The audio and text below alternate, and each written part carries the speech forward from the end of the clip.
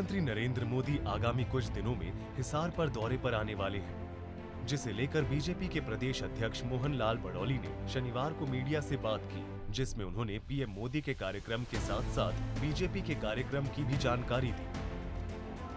13 तारीख को हरियाणा प्रदेश में किसी भी गांव में, वार्ड में, शहर में, कहीं भी भारत रत्न बाबा भीमराव अंबेडकर जी का जो स्टैचू जहां भी लगा है, कोई मंदिर में लगा है, धर्मशाला में लगा है, चौपाल में लगा है, चौक चौराहे पर लगा है, कहीं भी बाबा भीमराव अंबेडकर जी का जो स्टैचू लगा है,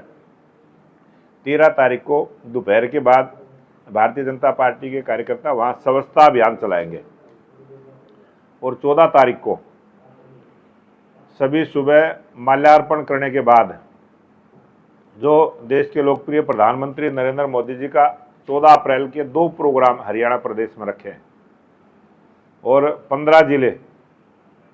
हिसार में 15 जिले के कार्यकर्ता रहेंगे और जो 12 जिले हैं वो कार्यकर्ता यमुनानगर में रहेंगे। हिसार जिले का जो प्रोग्राम हमारा रहेगा, देश के प्रधानमंत्री नरेंद्र मोदी जी हिसार एयरपोर्ट को शुभारंभ होगा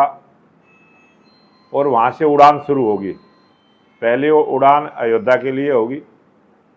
अन्य बाकी उड़ान भी शुरू होंगी। वक्फ बोर्ड अधिनियम बिल के सवाल पर मोहन लाल बड़ौली ने अपनी प्रतिक्रिया दी और कहा कि इस बिल से गरीब मुस्लिमों को लाभ होगा, साथ ही उन भ्रष्टाचारों पर भी लगाम लगेगा जिसका फायदा विपक्षी दल लेते थे। लोकसभा में और राज्यसभा में जो वक्फ बोर्ड अधिनियम बिल पास हुआ है, उसके लिए मैं केंद्र की सरकार का, देश के लोकप्रिय प्रधानमंत्री नरेंद्र मोदी जी, अमित शाह जी, हमारे राष्ट्रीय अध्यक्ष जगत प्रकाश नड्डा जी, तमाम लोकसभा के सदस्यों का और राज्यसभा के सदस्यों का भी आभार प्रकट करता हूं कि जो एक अच्छा संशोधन बिल जो लेके आए हैं वक्फ बोर्ड का, और इस संशोधन बिल से जो गरीब तबके के मुसलमान भाई हैं, सिख भाई हैं, जिनका वक्फ बोर्ड से कोई ना कोई ताल्लुकात और संबंध रहता था, उनको न्याय मिलने का काम होगा।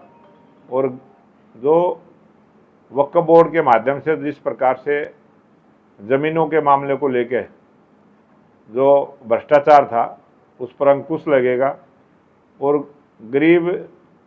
मुस्लिम बहनों के लिए और गरीब मुस्लिम भाइयों के लिए ये वक्फ बोर्ड संशोधन बिल जो पास किया है, ये बहुत लाभकारी रहेगा। इस दौरान उन्होंने कांग्रेस पर भी निशाना साधा और कांग्रेस को मुद्दाहीन बताया। देखो, कांग्रेस पार्टी का तो स्वभाव है, जब अगर कहीं देश में युवकों को, बेरोजगार युवकों को रोजगार देने की बात करते हैं तो भी वो कोर्ट में चले जाते हैं। कोई भी नया काम सरकार शुरू करती है, और सबसे बड़ी बात तो ये है कि जो विकास के काम होते हैं उसको भी वो कोर्ट में ले जाते हैं कि काम का अटकना हो जाए। और दूसरी आदत कांग्रेस की ये बन गई है कि कोई भी काम हो उसमें भ्रष्टाचार का आरोप लगाना, लोगों को सामने जाके झूठ बोलना, गुमराह करना और बगैर तथ्यों के बात करना, ये कांग्रेस के लोगों की आदत बन गई है। और देश की